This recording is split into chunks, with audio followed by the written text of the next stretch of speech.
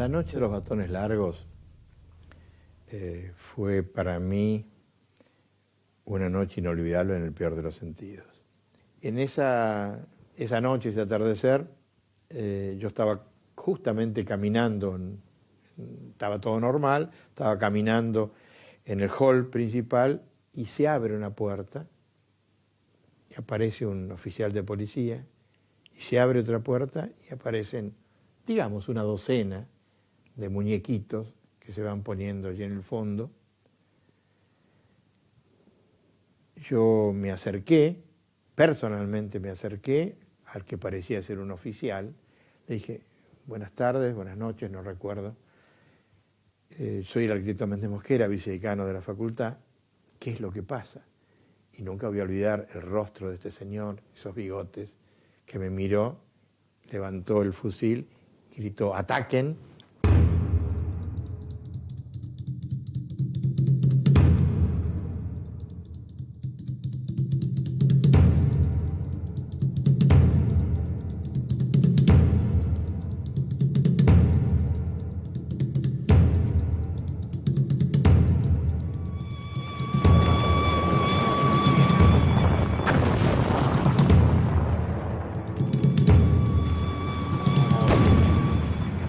En el año 1955, las Fuerzas Armadas consuman un nuevo golpe de Estado.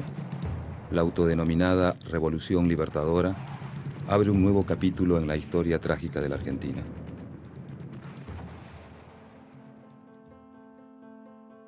Sin embargo, las universidades inician un proceso de reestructuración en el que se garantizan las consignas de la reforma universitaria de 1918. Autonomía y gobierno tripartito, formado por profesores, graduados y estudiantes. Incorporan la idea de modernización, que se materializa en la formación de centros de investigación, renovación de programas de enseñanza y creación de nuevas carreras como psicología y sociología. En este nuevo panorama, tiene un lugar central el vínculo entre enseñanza e investigación, promoviendo la figura del profesor con dedicación exclusiva. Una de las facultades que lidera este periodo de transformación es la de Ciencias Exactas y Naturales, instaurando los conceptos que habrán de regir a la universidad en los planos técnico, científico e ideológico por los próximos 10 años. Es así como frente a la vieja universidad profesionalista surge una nueva, orientada a la biología, la bioquímica, la física, la agronomía y la computación. Las universidades se equipan con nuevos laboratorios. La ciencia debe convertirse en motor de la economía. Y es que un proyecto de universidad no solamente tiene que tener en cuenta el país y el contexto, sino que ahí entra mucho la ideología, no como partido político, no como, digamos, dogmas de cualquier tipo que sea, sino la concepción sociopolítica del país. Durante este periodo también se abren en las universidades secretarías de extensión y se organizan campañas de alfabetización. En este movimiento de acercamiento de la universidad a la realidad social, se crea la Editorial Universitaria de Buenos Aires, EUDEBA, que con su claro objetivo, Libros para Todos, publica en menos de una década casi 12 millones de ejemplares, convirtiéndose en la editorial más importante de habla hispana. Otro emprendimiento puesto en marcha en el año 1958 juega un papel fundamental: el Consejo Nacional de Investigaciones Científicas y Técnicas, CONICET. Dedica sus esfuerzos a alentar y mejorar el entrenamiento de jóvenes investigadores, otorgando becas para realizar trabajos de investigación en el país y tareas de perfeccionamiento en el exterior.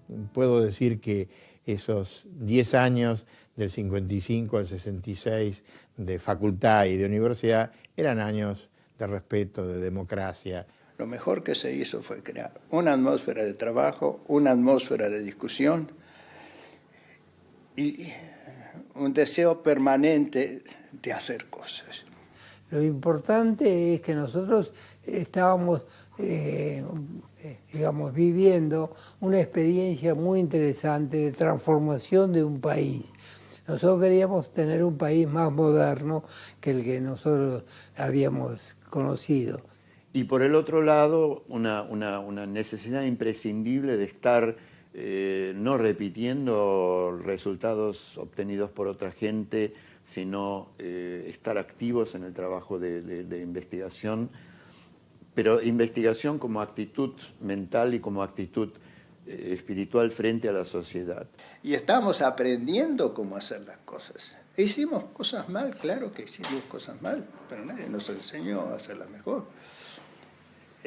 Creo que lo que teníamos a nuestro favor, que cuando veíamos que eso no iba, volvíamos atrás y tratábamos de cambiar de rumbo. O sea, no teníamos intereses creados con nada ni con nadie. Las primeras generaciones de egresados en ciencias ejercen como docentes o investigadores. El mercado laboral se renueva con la creación de centros de investigación y organismos como el Consejo Nacional de Desarrollo, CONADE. Se trató de entender que había habido un salto cuántico, como dicen los físicos, un salto brusco, no un pequeño saltito para mejorar tal o cual materia, sino que históricamente entrábamos en otra etapa. Y entonces esa etapa tenía que abordarse también con la suficiente energía. Se instala por primera vez una computadora en América Latina. Adquirida por la Universidad de Buenos Aires para la Facultad de Ciencias Exactas, es utilizada con intensidad, en primer lugar, por el Instituto de Cálculo. Allí se estudia la trayectoria del cometa Halley, se diseñan modelos para la resolución de problemas matemáticos, hidrológicos y econométricos, y se desarrollan lenguajes de computación. Y después pusimos la norma de que se podía haber trabajos pagos. Por ejemplo, si los ferrocarriles del Estado o meteorología nos pedía un cálculo, se podía cobrar y ese dinero gastado precisamente dentro del propio instituto. En general, esas cosas eran antes muy complicadas, pero la gestión de Rolando García en ese aspecto fue muy decisivo porque se le dio plena autonomía a las autoridades de las facultades para poder administrar los bienes que podía ingresar por los cálculos o por los trabajos. Algunos grupos de investigación pertenecientes a las universidades nacionales y a instituciones estatales vinculadas a ellas alcanzan un nivel de excelencia inédito en la historia del país. Se construye el primer reactor nuclear de investigación de América Latina y se lanzan los primeros cohetes de exploración atmosférica y climática desde la base del Chamical, en la provincia de La Rioja. La manera de cómo se encaró el desarrollo de los grupos de investigación y de docencia en Exactas durante los años 60 era establecer temas, mandar a jóvenes recién recibidos a doctorarse o a formarse en esos temas en el exterior, pero eligiendo nosotros los temas. Por ejemplo, cinética en fase gaseosa. Eso es un tema que es interesante para nosotros por tal y tal motivo, porque tiene un efecto multiplicador, porque tiene aplicaciones en distintos ámbitos de la industria química. Ese es un tema que nos interesa. Electroquímica, también, X razones, vamos a hacer investigación básica en electroquímica, pero elegimos el tema en función de sus posibles bifurcaciones en otros ámbitos. Entonces, esta gente ya formada, con un doctorado hecho, etcétera, forma un núcleo, viene su profesor por un año para ayudarnos a orientar la cosa y bueno, ahí ya después el grupo va a empezar a funcionar. En el año 1958, al asumir como presidente Arturo Frondizi, se propone reglamentar el Decreto Ley 6403, que además de referirse a la recuperación de la autonomía incorpora, el polémico artículo 28, que autoriza la creación de universidades privadas. Buenos Aires, el problema de la enseñanza universitaria agita los claustros y el estudiantado se divide en dos sectores que se identifican con las denominaciones de laicos y libres. La ocupación de algunas casas de estudios es seguida por la adopción de medidas de vigilancia. El pleito que gana la calle llega también al Parlamento. En la Universidad del Estado había un estatus de manejo de la universidad donde la parte religiosa, por ejemplo, no se podía tocar. Entonces estaba en una especie de convenio, de statu quo, de que de eso no se hablaba. Entonces los grupos católicos, sobre todo, fueron los que impulsaban esa nueva universidad que se supone que iba a ser libre, entre comillas, y católica. Y así empezaron a haber movilizaciones de todo tipo. Y se polarizó la cosa.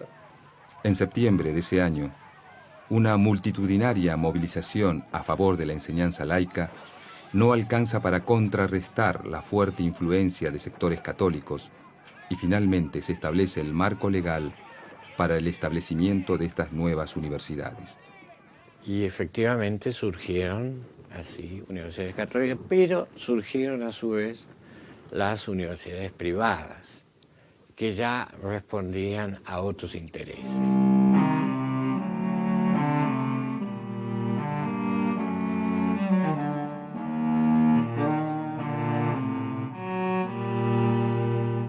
Era una universidad politizada, aunque también, por eso era muy rica, ¿no? Porque era politizada por un lado y muy académica e investigativa por el otro. ¿Para qué la ciencia? ¿Para qué científicos? Simplemente para tener mejores automóviles, mejores casas.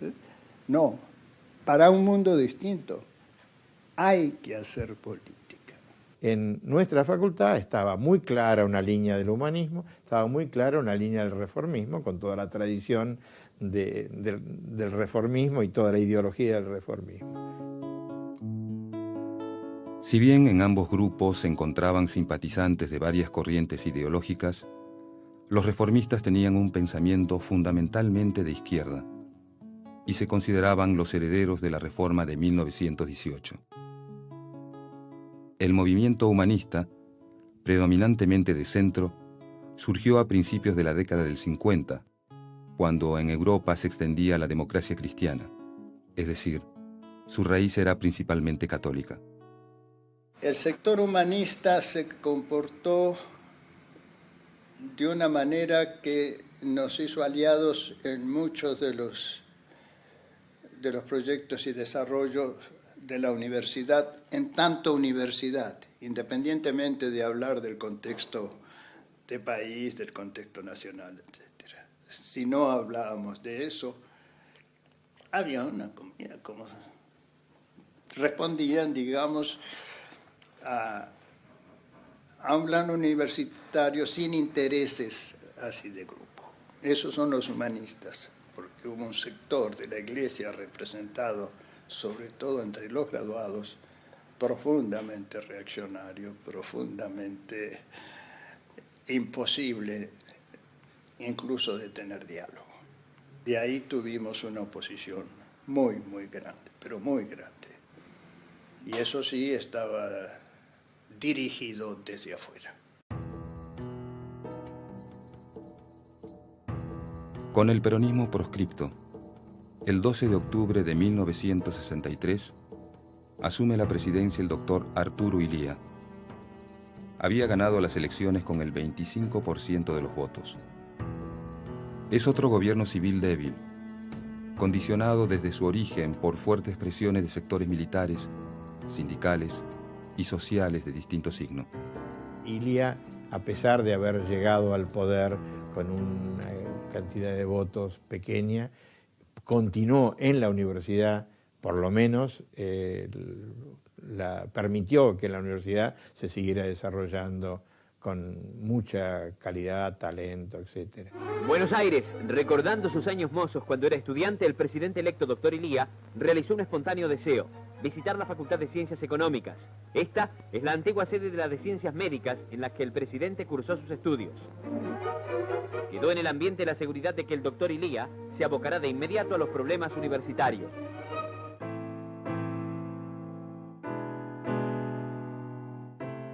En el mes de abril de 1965, el ejército de Estados Unidos invade Santo Domingo. En Buenos Aires, en una marcha de protesta contra ese ataque, muere un joven universitario. Meses más tarde, durante un acto realizado en homenaje al general Roca, un grupo de estudiantes arroja monedas desde la terraza de la Facultad de Ciencias Exactas a los uniformados allí presentes. Estos hechos sentarán un peligroso precedente en la ya tensa relación entre la policía y los universitarios.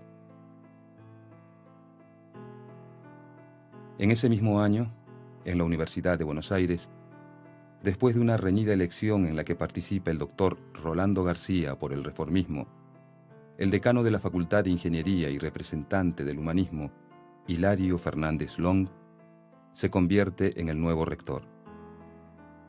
Hilario Fernández Long es la demostración de esa convivencia pacífica, democrática que tenía esa universidad. Entretanto, en el país se está viviendo un momento de indefinición.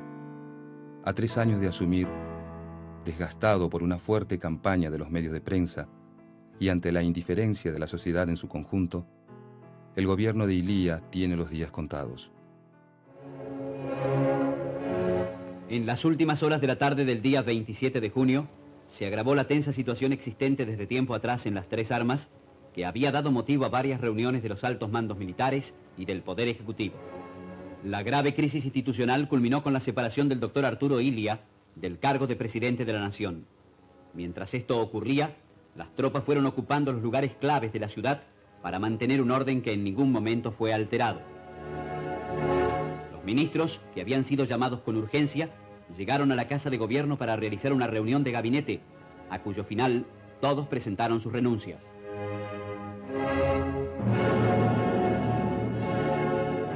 Esa madrugada se reúne el Consejo Superior de la Universidad y aprueba un comunicado repudiando el golpe.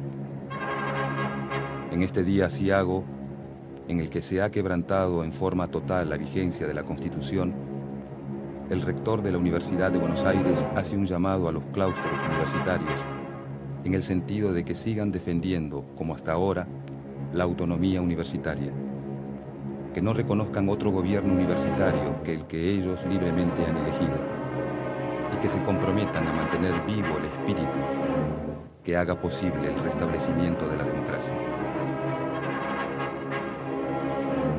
Al día siguiente, el expresidente abandonó la Casa de Gobierno, partiendo en un automóvil hacia la residencia de un hermano en la provincia de Buenos Aires.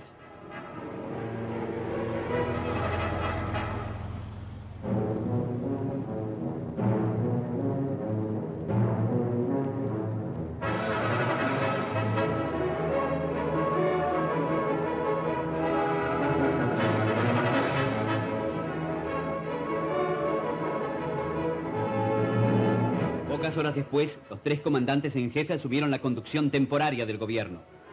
En esa oportunidad, se anunció que la presidencia de la Nación sería asumida por el teniente general Juan Carlos Onganía. Yo, Juan Carlos Onganía, juro por Dios nuestro Señor y estos santos evangelios, desempeñar con lealtad y patriotismo el cargo de presidente de la Nación y observar fielmente los fines revolucionarios, el Estatuto de la Revolución y la Constitución de la Nación Argentina. Yo me acuerdo que el yerno de él estaba estudiando arquitectura. Entonces, mucho antes del golpe, yo siempre que pasaba le tocaba el hombro y le decía, a ver cuándo le decís a tu suegro que se haga un golpe, que organice un golpe. Así como una broma, ¿no? Una cachada. Y resultó verdad.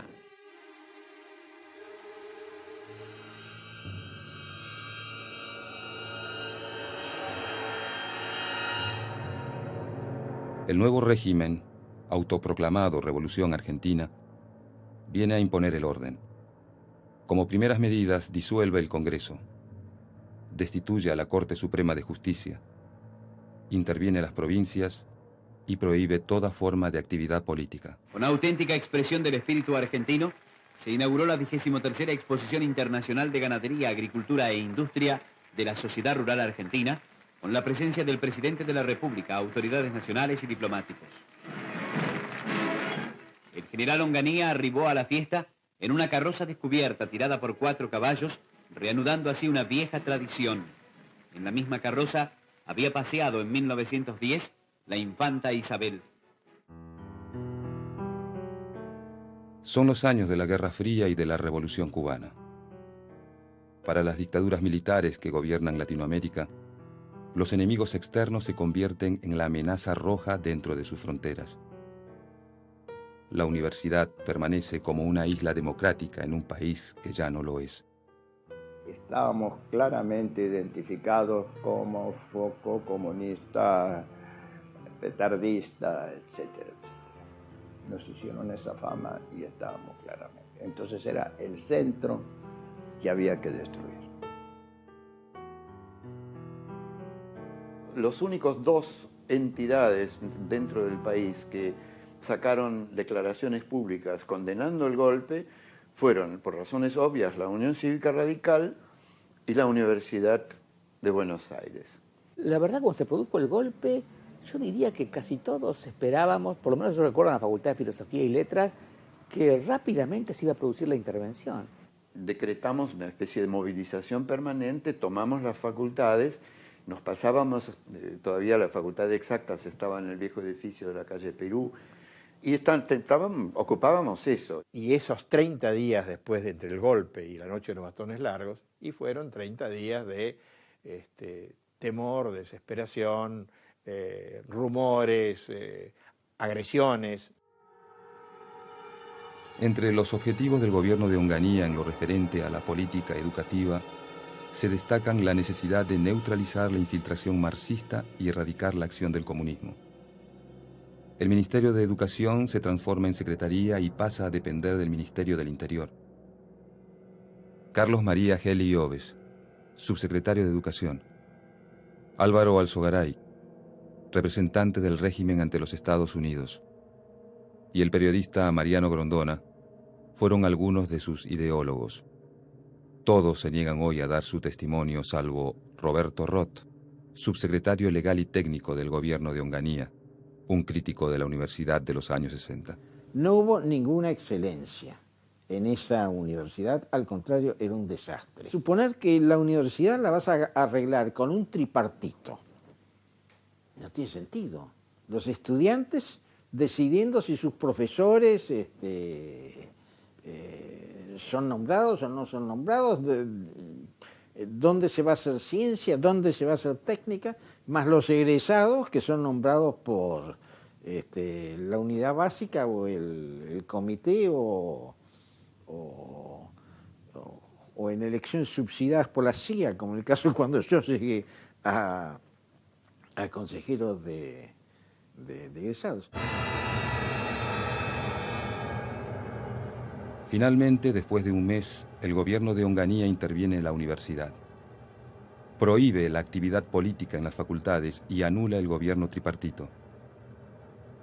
El viernes 29 de julio, mediante el decreto ley 16.912, convierte a rectores y decanos en interventores delegados del secretario de Educación.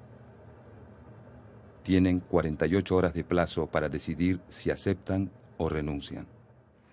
Lo convoqué al consejo directivo inmediatamente, dije, esta es la situación, yo no me quedo.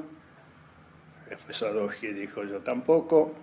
Dimos la vuelta a todos los profesores, ninguno aceptó quedarse como delegados del gobierno. Había una resistencia simbólica, es decir, cerramos la puerta porque no queremos este estatuto nuevo. Queremos el estatuto que había salido de la Asamblea Universitaria, donde profesores, graduados y estudiantes habían aprobado un gobierno tripartito. el hijo de un general fue alumno de física de la facultad. Y según el padre, lo pervertimos y lo hicimos comunista en la facultad.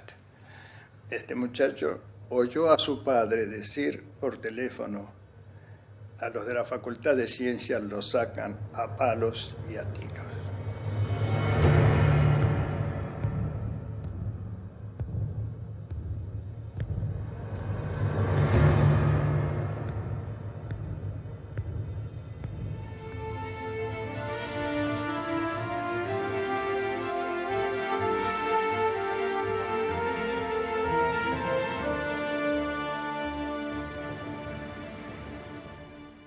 En ese momento aparece la noticia de que la policía entraba en la facultad. Nos llenaron de gases y cuando ya no podíamos respirar, salimos y yo fui directamente al oficial. Le digo: ¿por qué han entrado ustedes aquí? De acuerdo con este gobierno, yo sigo siendo decano de acá. Y había un tipo bastante más corpulento que yo al lado de él, con uniforme, hijo de puta. Y pegó un palazo en la cabeza, me tiró al suelo. Pegaba muy bien, como para que no hubiera muertos, digamos. Había heridos, algunos profesores y otros, había algunas mujeres, eso fue lo que más me chocó. Y yo ya estaba tan caliente que salí y me puse a insultarlo, ¿no? A grito pelado, porque veía cómo le estaban pegando a los muchachos, era realmente vergonzoso.